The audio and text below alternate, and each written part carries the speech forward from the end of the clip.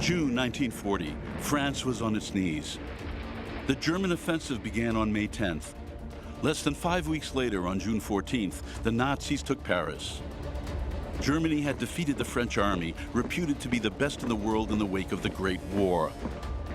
But this was a new lightning tactic, blitzkrieg.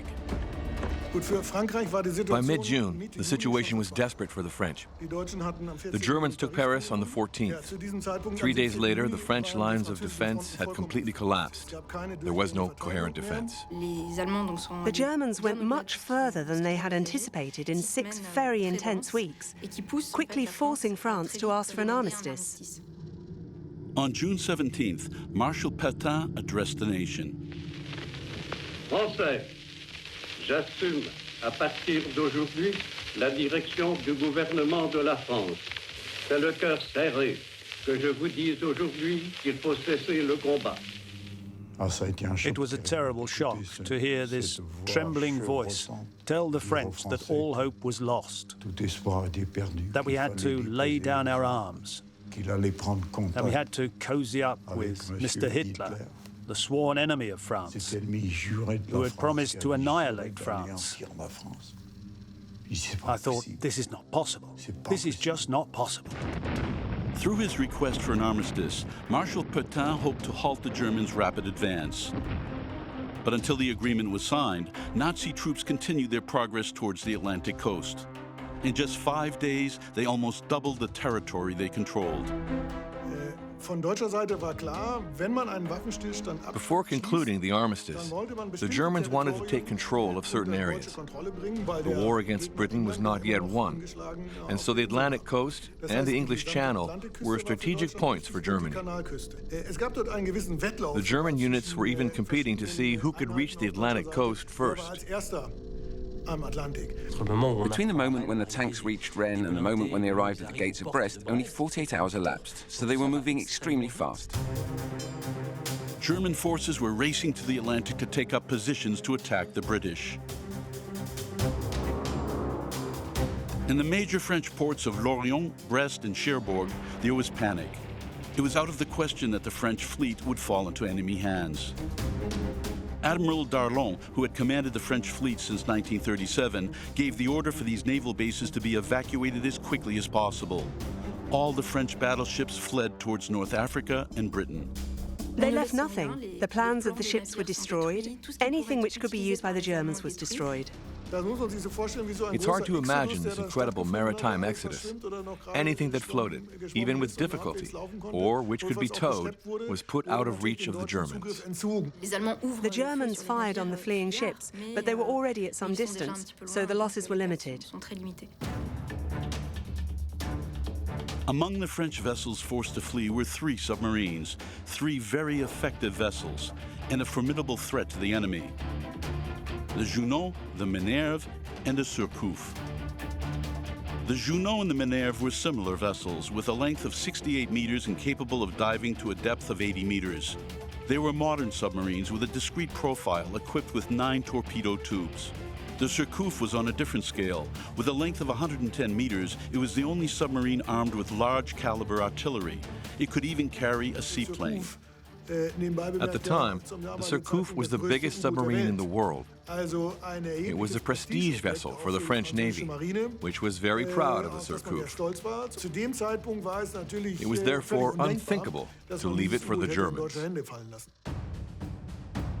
Most of the ships from the Atlantic coast sought refuge in the colonial ports in North Africa. But the 3 submarines would have a very different destiny. When the order came through to flee, they were being repaired in the French ports. They were not in good enough shape to make that long crossing. The only destination possible was Britain. They struggled to cross the channel to reach Plymouth, the nearest port. It was through this quirk of fate that the Surcouf, the Junon, and the Minerve found themselves on the side of the British Allies in June 1940. It was a stroke of fate that would change the course of history. A 4th French submarine had already been stationed in Britain since May 1940.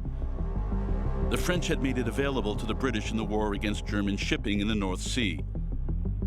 This was the Rubis. The particularity of the Ruby was that it was a mine-laying submarine, and it was lighter than its British counterparts.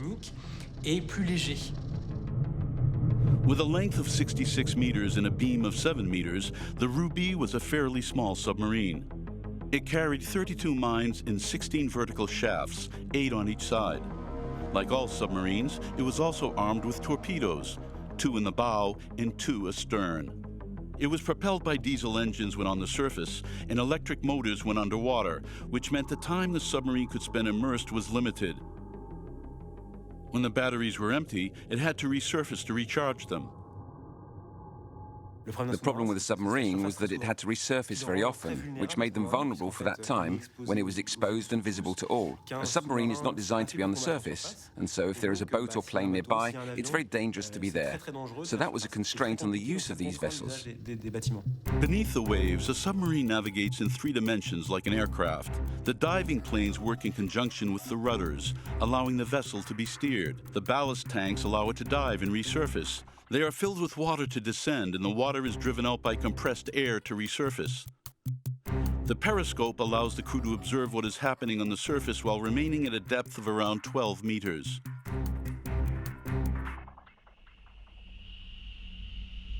In the depths of the ocean, when it is impossible to use the periscope, the vessel has 0 visibility. This means one of the key posts on board any submarine is the radio operator. Roger Guillaumet is familiar with the living space on these vessels. His father served on board the Rubis. He acted as the submarine's ears, a vital role. My father was then the petty officer in charge of the radio on the Rubis. On top of that, he was also in charge of listening on board the submarine. When the submarine is submerged, it is completely blind. So they have to listen using sonar equipment on the hull to try to understand their environment.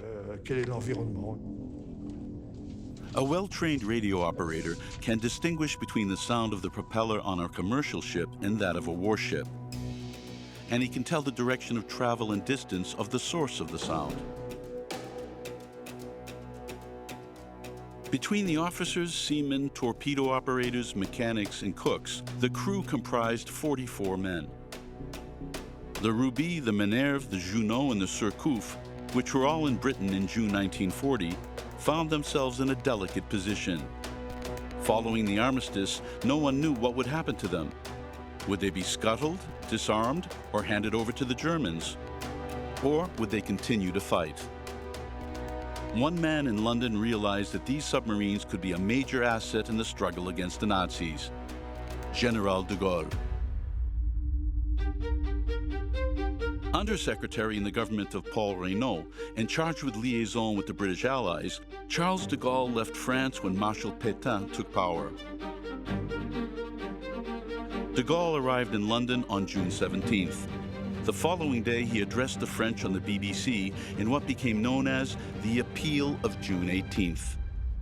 Moi, Général de Gaulle, j'invite tous les Français qui veulent rester libres à se réunir à moi et à me suivre. The political context behind the appeal of the 18th of June is one of resistance. The idea was that France had been effectively defeated, but nonetheless, it wasn't definitively down and out. Jacques Le Gall was one of those men who refused to admit defeat. In June 1940, I lived in the small but very busy port of Audierne, just near the Ile de Saint. I was the eldest of 4 boys. I had decided to become a naval officer. So I was preparing to sit the Navy School entrance exams. So it was quite natural. I was a good patriot, and I only aspired to one thing: to serve my country and fight for it. In the middle of his test to enter naval school, the fate of Jacques Le Gall, then aged 18, changed forever. They suddenly announced that the tests were cancelled. The situation was catastrophic. The Germans were advancing at lightning speed. I thought, this isn't possible. It can't all end like this. we still have huge potential. I went to find my mother, and I told her I'd taken the decision to leave. I was sure that the war wasn't over and that we had to fight. She told me she had expected this reaction, and she gave me her blessing. And my younger brother, who was 17 and who was standing next to me, said, "I'm coming with you." Like 900 other civilians, the Legal brothers decided to leave for the unknown. They took 2 days to find a boat that was leaving their Brittany village, heading for Britain. They went off to war. I saw Audierne disappearing into the mist, and I thought, will I ever see it again one day? But we had to go. This course of action today seems quite rational because history has proved them right. But at the time, it seemed, if not foolish, certainly an extraordinary step. On June 22nd, the armistice between France and Germany was signed in Compiègne. General de Gaulle repeated his appeal. Nous croyons que l'honneur des Français consiste à continuer la guerre aux côtés de leurs alliés, et nous sommes résolus à le faire. But the French Navy did not answer the call. It chose to stick with Pétain's government. The explanation for why the Navy finally went in favor of obeying Marshal Pétain's orders was the terms of the armistice, since under its conditions the naval apparatus was preserved. The Germans made it clear that they would not touch the fleet. It would just be demobilized in port, so it could not fight against Germany. The French Navy was muzzled, but among its ranks, some brave men would rebel. When Italy joined the war on June 10, 1940, the French fleet had to concentrate on the defense of the Mediterranean. The submarine Narval was sent to Sousse in Tunisia. This 78-meter-long vessel had a crew of 48, under the command of Captain François Drogout. Outraged by Pétain's collaboration with the Nazis, Drogout found himself faced with a dilemma: follow orders or join the resistance.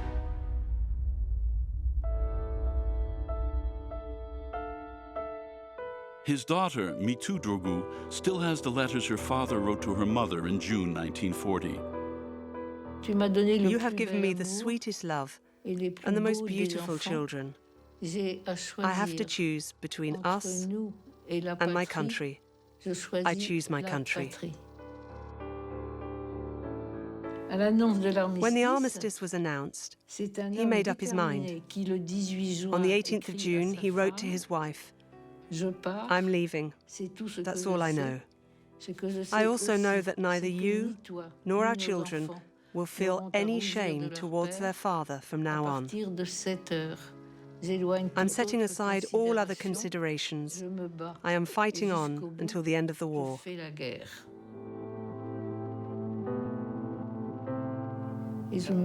I remember that day when he left. We saw him go because we had an apartment which looked out over the port, and we saw the Narval leaving. On June 23rd at 11:30 p.m., François Drogout left Tunisia on board the Naval. Along with his crew, he was going to join the British forces. He was breaching orders. He had no right to do that. It was Drogout's own initiative to leave with his crew. What's more, he was recalled. They sent him counter-orders telling him to return to Sousse immediately, and he refused to obey. When everybody else is conforming to be the one that says, I'm going to go in a different direction, and as an aside, I'm going to go in a different direction and continue to risk my life, when actually I could do what everybody else is doing and be a bit safer. To take that decision, I think, is incredible. Through this insubordination, Drogout knew that he risked a court-martial for high treason, but he stuck to his plan.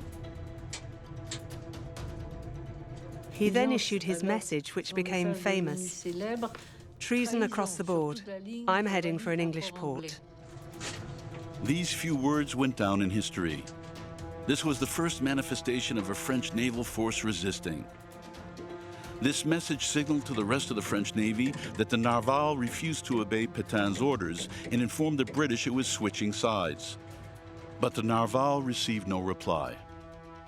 Nonetheless, Drogo headed for the nearest British-controlled port, which was on the Mediterranean island of Malta. But the French submarine did not get the welcome it was hoping for. The problem for Drogo on the Narval, and he quickly realized this when he approached Malta, was that France was no longer fighting alongside Britain, and therefore it was considered as a potential enemy. And when Drogo arrived off the coast of Malta, he encountered a destroyer, the Diamond, whose crew wondered what this submarine was doing there and what attitude they should adopt. Et l'attitude qu'il doit adopter vis-à-vis de ce sous-marin. When the British ship saw the Narval arrive, it considered it an intruder and put its guns in position to attack. On board the Narval, they were desperately looking for a solution to avoid a confrontation. Drogo sent a message explaining that they were there to join them. The lives of the whole crew were at stake. But what Drogo was saying to the Diamond was simply incomprehensible to the crew of the British ship. The message was coded according to the old system that the British and French used before the armistice. It had been replaced just 24 hours earlier. If it could not make itself understood by the British battleship, the French submarine could be sunk by the ally it was trying to join. The tension was at a peak. Everything was happening at an urgent pace, which explains why the situation was extremely tense. At the last moment, an officer on board the British ship found the previous codes and managed to decipher Drogo's message. The British let the Narval pass, and the French crew could draw breath. But the time had not yet come to engage with the German enemy. The British were not yet done with the French Navy. If the French fleet fell into German hands, it would represent a grave threat to Britain, as Churchill was well aware. To prevent this, a major operation was launched on the 3rd of July 1940, which aimed to neutralize French ships in Britain and North Africa. During Operation Catapult, the British seized many of the vessels in the French Navy. Its culmination was the attack on Mers el-Kebir, which saw the destruction of a large part of the French fleet, which had sought refuge in the Algerian port. Mers el-Kebir was not really a battle. It lasted 20 minutes, and in 20 minutes, several vessels were rendered unfit for combat. And there is a bloodbath. One of the French battleships explodes and sinks. The loss of life is absolutely horrendous. And for the first time, the British and the French are firing on each other when they've been allies just a few days before. 1,300 French sailors died at Mers el-Kebir. In England, many others were taken to prison camps. Against such a dramatic backdrop, what would be the fate of General de Gaulle's submarines?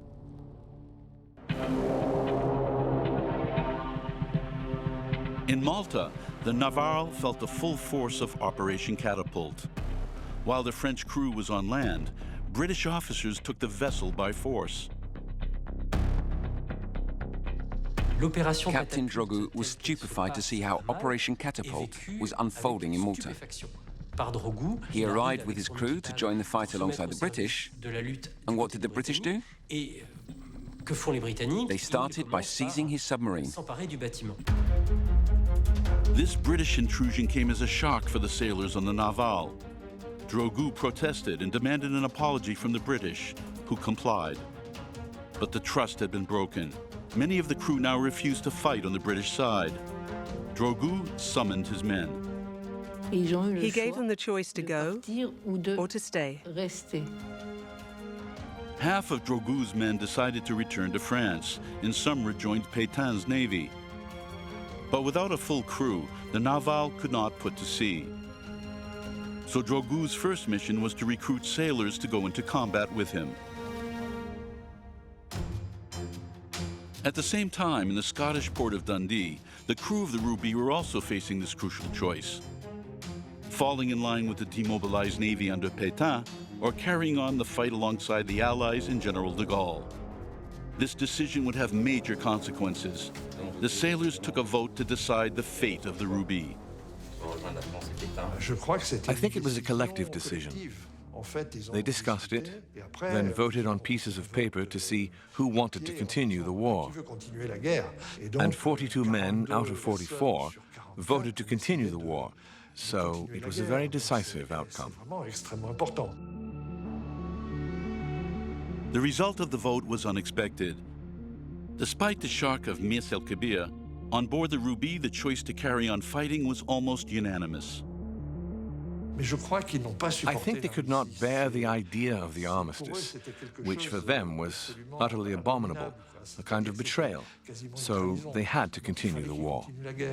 One of the reasons for the determination among the Rubis' crew was that before the armistice in May 1940, it had already carried out 4 missions against the Germans alongside the British.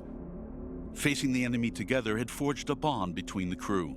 My father really loved the Rubis. I think it was like a big family. It was an effective combat unit, and there was no question of allowing this combat unit with its highly trained crew to fall into enemy hands or to be disarmed.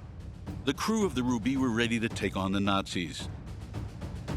But to do this, they needed a command structure to draw up a strategy for this new force and to integrate new French volunteers who had managed to reach Britain.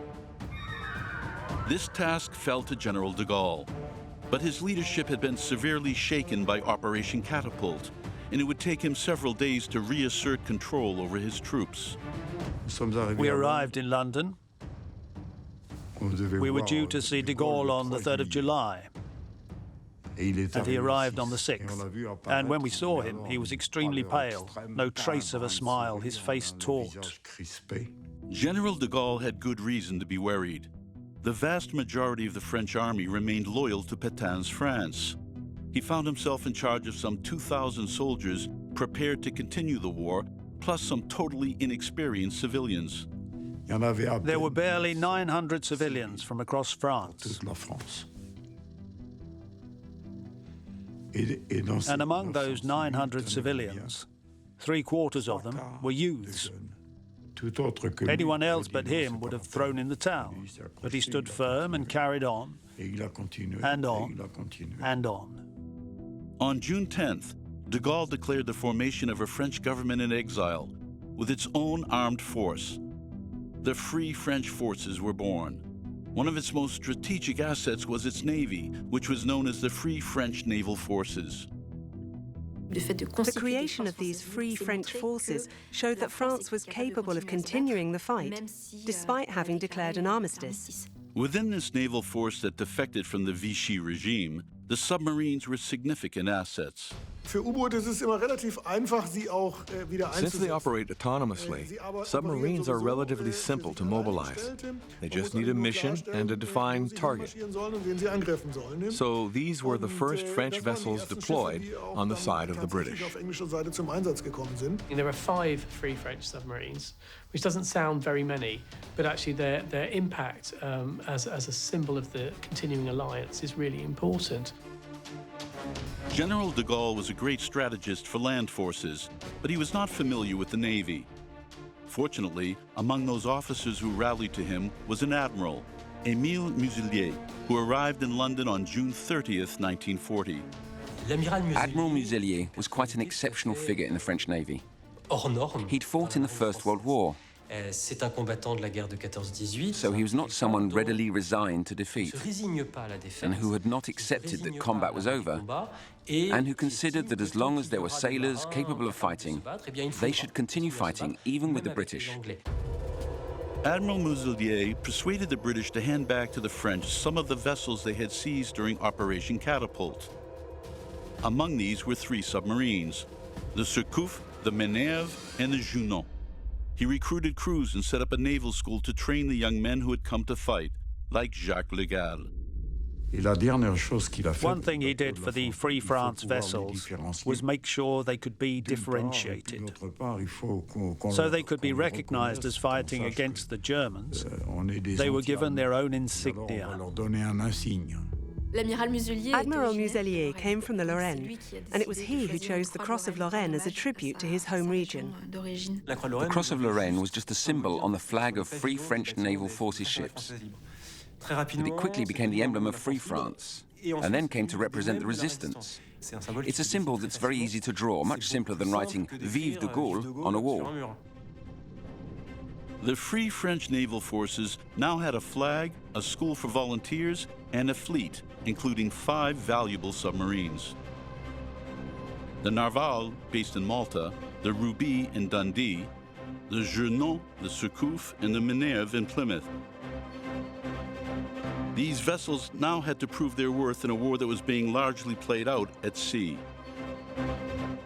One of the reasons why it's important to have a free French Navy, and one of the reasons why the Royal Navy is so important, is the Second World War is entirely a sea war.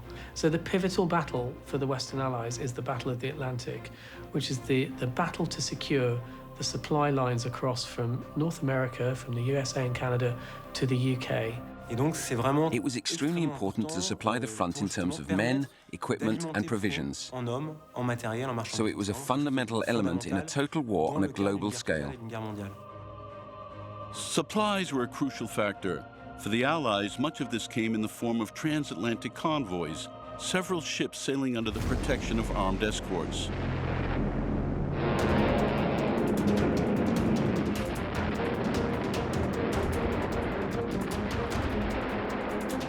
The German submarines were the main threat in the Battle of the Atlantic.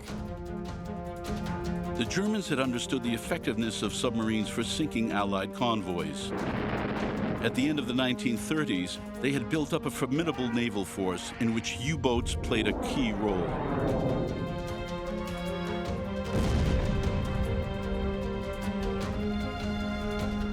The Germans deploy a submarine fleet, the U-boat fleet, immensely powerful, never quite powerful enough to try and cut that bridge across the Atlantic. They deploy surface ships, powerful warships like the Bismarck that go out there, and those warships and submarines, their sole job is to sink merchant ships. German destroyers would become the preferred prey of the submarines of Free France. On board the Narval, François Drogout was heading out for his first mission in the Mediterranean. Meanwhile, in Plymouth, Jacques Le Gall, the young Breton sailor, embarked on the Minerve. I joined the Minerve on the 10th of October 1940. The Minerve was in Plymouth. I had my papers, I arrived on board, and the boat was magnificent. The Minerve was very modern for its time. The French submarines were built between the wars. Many vessels dated from the 1920s. But the Minerve went into service just before the war. It was one of the most modern submarines in the French Navy. I presented myself and they took me down into the boat. And it was in an incredible mess. I had to step over pipes and things. There was stuff everywhere. The young sailor would have to learn to tame this monster of technology. The Minerve was a submarine weighing 600 tons, armed with 6 torpedoes and with a crew of 38 men. It could dive to a depth of 80 meters with an additional margin of 40 meters. It could dive in 45 seconds, a record at the time.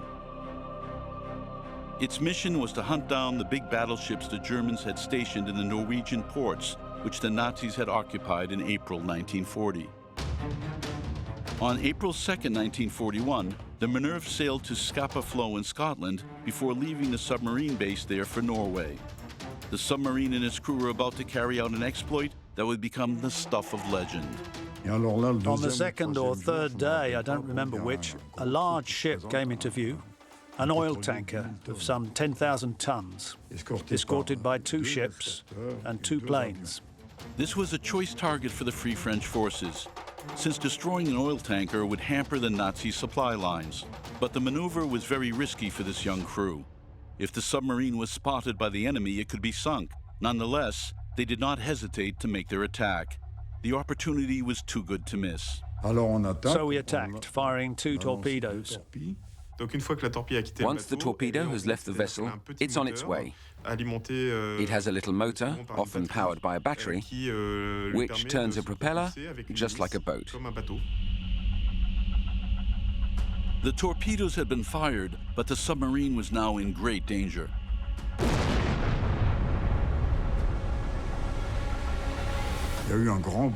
There was a huge boom. A big cheer went up on board, but the second officer responsible for putting the sub in dive mode reacted too slowly after the 2 torpedoes had been launched. When you launch a torpedo, several things happen. The torpedo heads off and leaves the vessel, so you have a little weight problem because you've got a weapon weighing several hundred kilos which leaves the ship, so you have to compensate for that. On the Minerve that day, the officer responsible for diving underestimated the weight of the torpedoes with grave consequences. He completely messed up the maneuver because we broke the surface. And we really surfaced a lot, since the top of the handrail came out of the water. A submarine's only protection is to remain unseen. By partially emerging from the water, the Minerve had revealed its position to the enemy escorts accompanying the tanker. The Minerve had to dive urgently to be out of reach of enemy fire.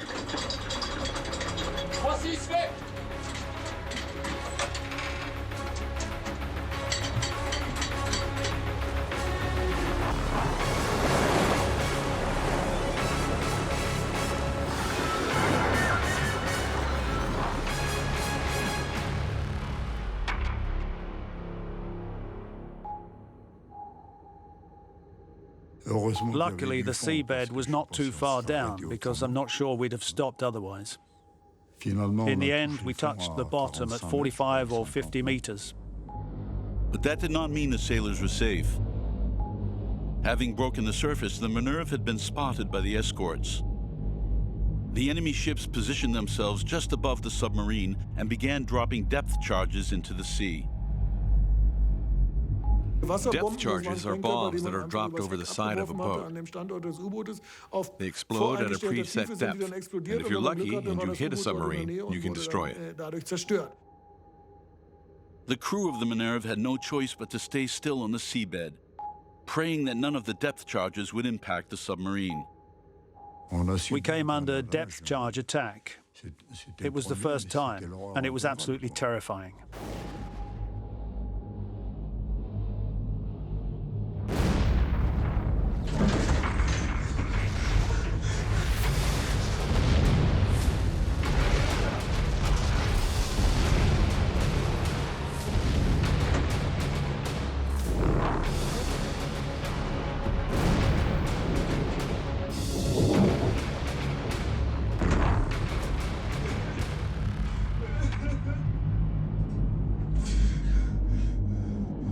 The crew waited desperately for the enemy to give up, but this waiting game could have proved fatal. Once it has dived, the vessel is immobile. There's no air conditioning, of course, and so it can only operate until the oxygen runs out. It has to resurface when there's none left. Otherwise, the crew will die of asphyxiation. For 13 hours, Jacques Le Gall and his crewmates remained stuck at the bottom of the North Sea. In total, some 27 depth charges exploded around them. The boat was badly damaged. Lots of things were broken. Fortunately, nobody lost it, because sometimes the emotion is so great that people crack up. It was awful. It really was a miraculous escape. That's not too strong a word for it.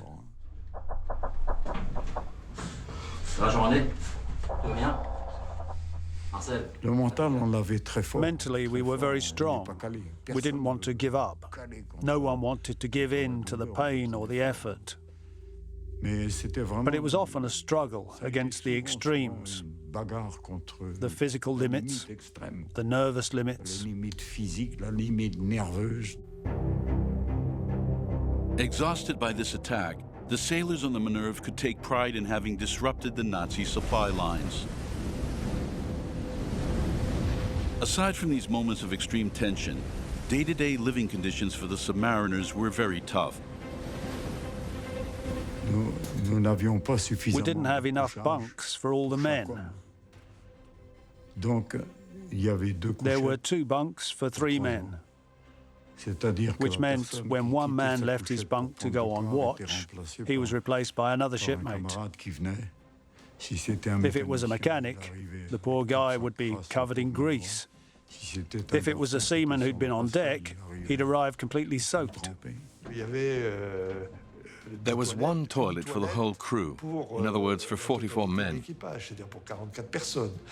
There was no water, so they couldn't wash. They lived in absolutely terrible conditions. It was damp, the air was always saturated, so everything was dripping wet on board. We could literally see the water running down the interior of the boat. Icy water, which rotted and ate into everything. It was abominable. After learning the ropes, Jacques Le Gall became a second officer on the Minerve. He assisted the officers and took care of the sailors' health. This was a difficult task, given the deplorable hygiene conditions. Wounds would become infected, leaving many with boils. The damp, mouldy conditions encouraged this. It's sad to say, but it attracted all sorts of parasites. Rats thrived on board. Not to mention cockroaches. There were cockroaches everywhere. The omnipresent moisture even got into the food. You set sail with just canned food.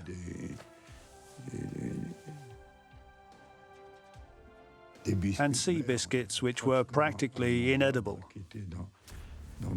They were in cans that were supposedly watertight, but which were anything but, so most of the time the biscuits were mouldy.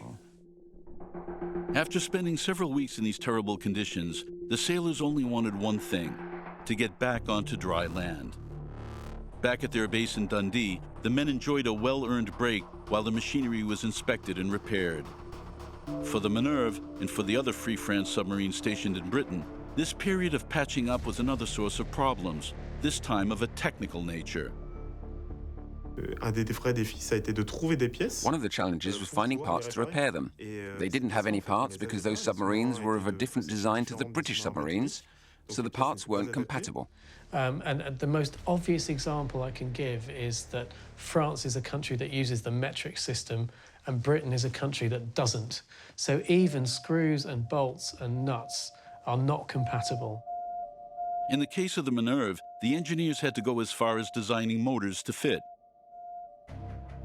Once the submarines were repaired, the Free France sailors were ready to head out on another mission, from which they could never be sure they would return. All of them were haunted by a terrible tragedy which took place 6 months earlier. December 1941. Since its engagement in the Free French Forces, the Narval had carried out several missions in the Mediterranean under British command. On December 2nd, it headed out on patrol. On the 16th, when it was due to return, there was no sign of the Narval. The Admiralty had no idea what had happened. On December 21st, it was declared lost at sea.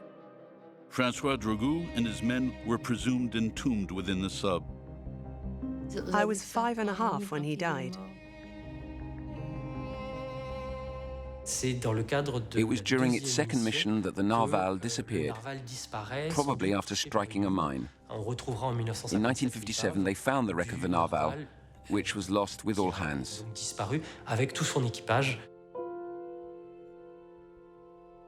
The Narval had 50 sailors, with an average age of 22.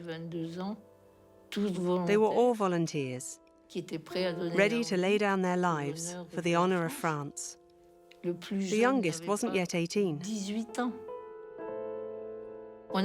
They wanted to hold a mass for the loss of the Narval, but the church refused because they considered the Narval was crewed by families of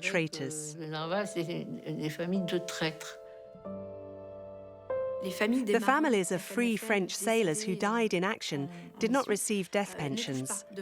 The Vichy regime considered that sailors who joined the Free French Forces were at best deserters, at worst traitors.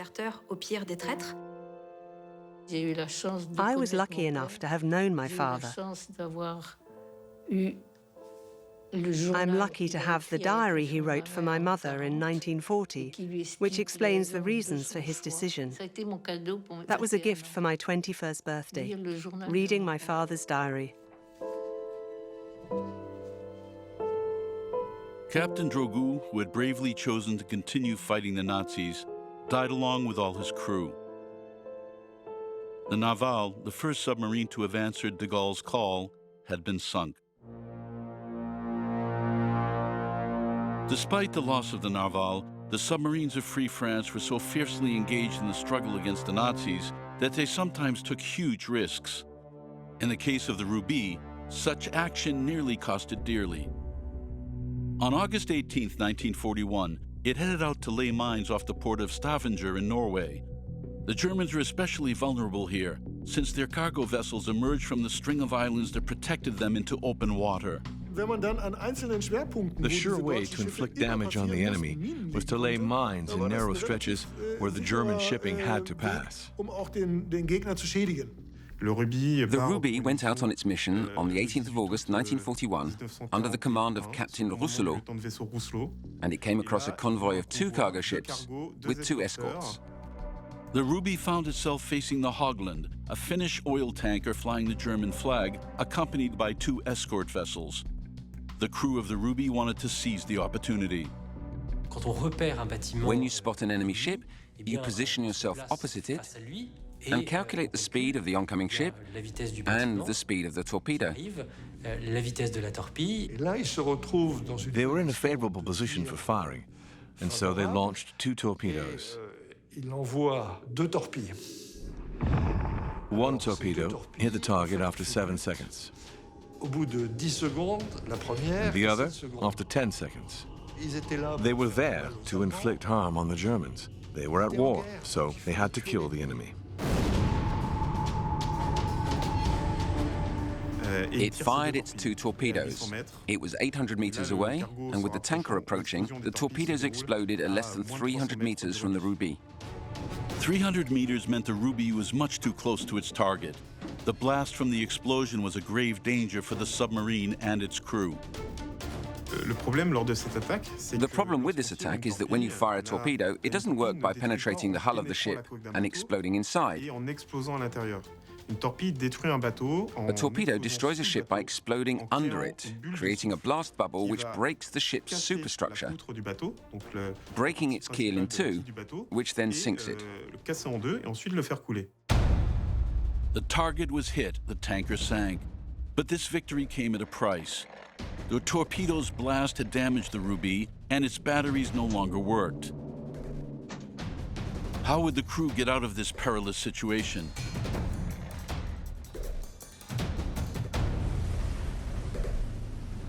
After several hours of tricky maneuvers, the Rubis finally resurfaced. But now it faced a new problem. It could no longer dive. The submarine was vulnerable to attack from German aircraft which were patrolling the area. The Rubis sent an SOS to the British command. They managed to send a message to give their location. I can well remember my father recounting how they had to save enough battery life to send this message, because they also needed electric power.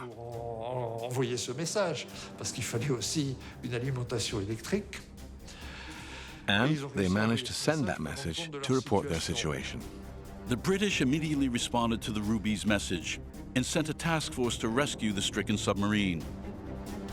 3 planes and 8 ships headed out to save the Rubis on a high-risk mission.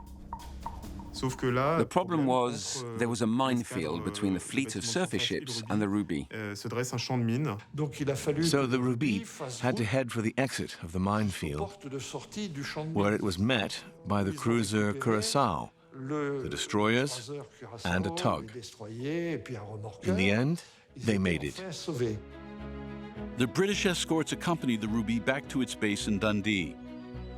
The crew had never been so happy to see the Scottish coast. They returned victorious. It was a symbol that they wanted to bring home in one piece. They could have rescued the men by seaplane and brought them back to Dundee, leaving the Rubis to sink. The British decorated them for this mission. On October 14, 1941, Charles de Gaulle awarded the Cross of Liberation to the Rubis. This was Free France's highest honor, created to reward courageous action by men and women who fought under its banner. There were only 3 Navy units which were companions of the liberation, and there was 1 submarine among them. That goes to show the role these submarines played. The fact that the British deployed considerable resources to save the Rubis reveals how much General de Gaulle's position had changed. From a desperate situation and practically no forces in 1940, the Free French forces had earned their place among the Allied forces. And that's the weird, the full circle has turned then, and France is a full player in the alliance again. Without the Free French Navy to keep that spirit going, it's doubtful that would have happened. The situation was now changing rapidly. On December 7, 1941, the Americans joined the war following the attack on Pearl Harbor, which came as good news for the British. Churchill greets this with a huge sigh of relief, because from that point on, the war cannot be lost once the USA is in it. The war was now a truly global conflict. It was no longer being played out only in the Atlantic, but also in the Pacific. To play a part in this new theater, the Free French Army sent its best submarine, the Surcouf. Unfortunately, it would never arrive in Sydney. It sank along the way on February 19, 1942, after a collision with an American cargo ship. It sank without trace, with the loss of all hands. It was a tragic fate for the Surcouf, a sad end. That incident remains a record. 130 victims. Never have more people died in a submarine accident. In a year and a half, de Gaulle had lost 2 of his 5 submarines, the Narval and the Surcouf. The other 3, the Junon, the Minerve, and the Rubis, continued to fight on. And the danger was not always where they expected it. In October 1943, the Minerve took to sea, heading for the Mediterranean to hunt down and sink enemy shipping. Its route took it through the English Channel, an extremely dangerous stretch of water in which to plot a course. All we had to navigate with was a sextant and a depth finder. That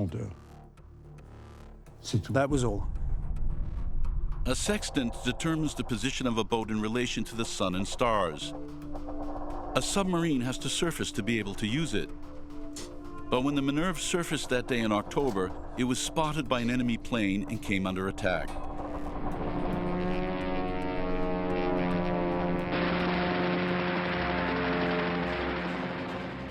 A chap came up behind me and said, "Lieutenant, there's a fire in the electrics." I dashed down the gangway and saw water coming down. So I went back to the command post. I told them to close all the ballast tanks, and I shouted to the skipper, "We've been hit." The Minerve could not dive quickly enough. The plane attacked, then returned to drop 4 depth charges. The Minerve's crew thought their number was up, but at the last moment, the pilot realized his error. The plane was not German, but British. It had mistaken the Minerve for an enemy submarine. The whole crew had nearly been killed by friendly fire. Badly damaged, the Minerve managed to limp back to Dundee. For the poor Minerve, it was the end of the road. She was irreparable. She had dodged the Germans for 3 years before being finished off by a British plane. It's a sad tale. The legendary submarine was no longer ship-shape. With the same crew. We then joined a British submarine to end the war on that vessel, always with the same resolve. In November 1942, the Allies liberated the French territories in North Africa and took control of the ports where much of the Navy which had remained loyal to the Vichy regime was still stationed. After more than 2 years of collaboration, the French commanders switched sides and joined the British. The Free French Naval Forces no longer had any need to exist, since the whole French Navy was now behind de Gaulle. It has to go, because the whole aim of it is to reinstate France. And as soon as France is back, the Free French Navy has to disappear, because what has to come back is the regular forces of France. So it's a sad moment, but it's also a moment of triumph, because that's what they've all worked for. General de Gaulle's dogged combat resulted in success. In 1945, France threw off the yoke of the Nazi occupier. The French were on the side of the victors. When the Germans saw the French arrive at the table for the signing of the surrender in Berlin, they were stunned. For them, the French were not among the victors. The Russians, the British, the Americans, but not the French. So de Gaulle's gamble had paid off. What lay behind the engagement of these men was the will to maintain France's place to the end. France was never defeated. To start out with nothing, with a band of youths plus a handful of soldiers, and to say, we're going to save France.